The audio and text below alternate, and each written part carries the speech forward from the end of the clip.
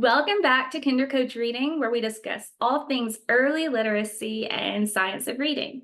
Today's video is all about the reading crisis in our country.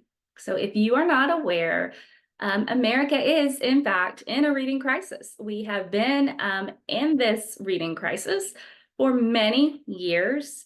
As a matter of fact, this is why the National Reading Panel was convened by Congress in the first place. About 26 years ago. And it is why the science of reading has become such a big topic in reading instruction. I did do a previous video about the science of reading and the National Reading Panel. So if you're not familiar with that, you may want to hit pause and go back and take a look. It's a pretty quick video and come back and things might make a little bit more sense. So to continue on, you may hear a lot of people argue that what we're doing is working just fine. Maybe you hear, I've been doing this for 20 years. My students are excelling. Nothing needs to change. Or you may hear that this is the way I learned to read. I did just fine. So, it must work. But the truth is, what we've been doing in reading instruction is not working. Now, when I say it's not working, I'm not talking about those few students who are naturally going to read due to, their background knowledge, work from their parents at home, things of that nature. It does come naturally or more naturally to some children, but that's not our goal. Our goal is not to reach some children. Our goal isn't even to reach many children. Our goal is to try to reach all children. All children deserve to be able to read. I can't even express, I get emotional, I'm sorry. I can't even express the importance of children learning to read and how it can affect their lives, the rest of their lives. Okay, enough getting emotional. So proof that this is not working is the fact that we still have 2/3 of fourth graders in our country not reading proficiently. 2/3 of our students, fourth graders, are not reading proficiently, excuse me. 25 million children across the United States are not reading proficiently in fourth grade. 25 million, that's a huge number. So when you have numbers this big, obviously there's a problem. There is an issue that needs to be addressed. We don't need to sweep it under the rug. We don't need to get defensive about it. It exists, and we need to figure out how to lower that number, how to get more kids, if not all kids, reading. Okay, so that's the goal. Now, about half of the students in a general education classroom need more than direct instruction. That means they need more than the teacher going to the front of the room or on the carpet and saying, this is A. A makes the A sound for apple. And just repeating that over and over and giving them worksheets for the letter A. So that would be direct instruction. What we have found through research in the science of reading is that that is not effective for the majority of our students. That is, reading is not a simple process. Reading is very complex. And the science of reading has shown us that we need explicit and systematic reading instruction for these students. So explicit just means that it is clear, it is direct, there is a purpose for everything that you do. Students are being monitored continuously.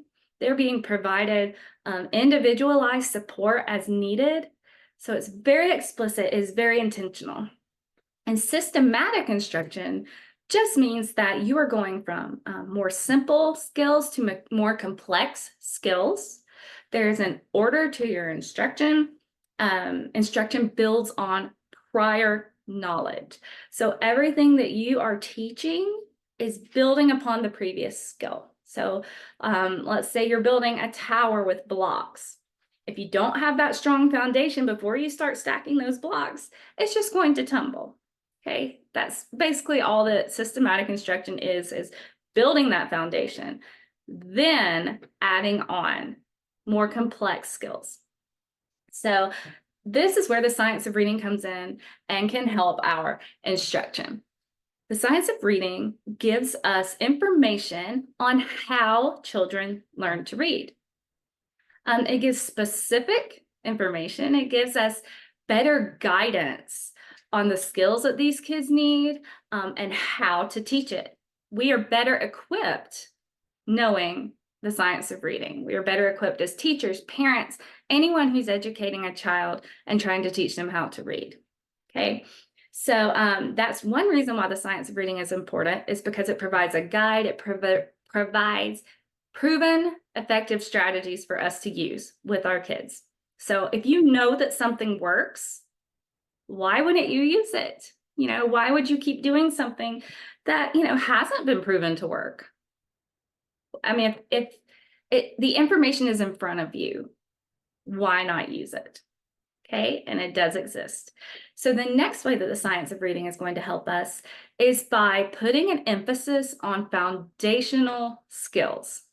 So many reading programs move very quickly straight into phonics, and they leave behind these foundational skills. They're going to help students learn to read. So I am talking about phonological awareness and phonemic awareness before moving on to adding letters in and moving on to phonics. Now, you can add letters in to phonemic awareness. I'm not going to go too far into that because I plan on doing a whole video on the difference between phonological, phonemic awareness, and phonics. So if you're not familiar with that, it's okay. Just know that they are foundational skills where our children and students learn to listen for the sounds in words, for the syllables in words. They learn to manipulate those, and they understand the concept of words being composed of sounds, which are represented by letters, and then can go the opposite direction. So you take those letters, the letters represent sounds, that builds our words. Words build sentences. So it's all very explicit and it builds. Okay, so let's not leave behind those basic skills that students need to be able to move forward into more complicated things like fluency and vocabulary and comprehension. So that is how the science of reading can help us become better teachers for our students. I don't believe that we can place blame on one specific area for the fact that we are in a reading crisis.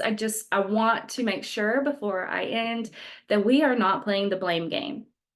Your child's teacher is doing the best that they can for your child. I have never met a teacher who didn't have her students' best interest in mind, his or her.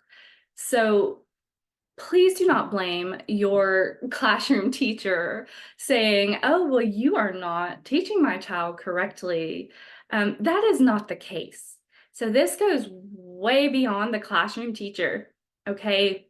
The classroom teacher is given a curriculum by administration, by the district to follow.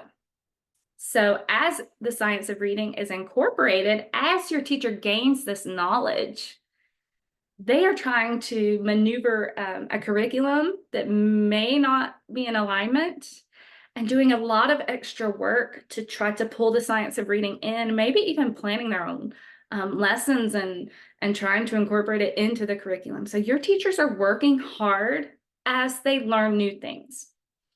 Teacher preparation programs in the past have not prepared teachers for this. This is not something that is common in undergrad teaching programs. Okay, a lot of time and emphasis is not placed on these foundational skills. Things are changing, and we're seeing more and more preparation programs embracing the science of reading. So it is changing. But I basically just want to tell you that your teachers are doing a great job and your teachers are taking any new information that they get and they are going to apply it in the classroom. And we're going to see it more and more as the science of reading is making its way into schools. So we are making a shift together.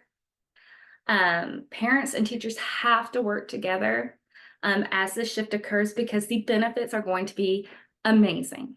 I can't wait to see the progress. It is coming. And as always, if you have any questions or concerns, please send me a message, comment below. I will do my best to help you. And if I can't, I will find someone who can. Okay, we can do this if we work together, stay positive, and have our kids' best interests at heart.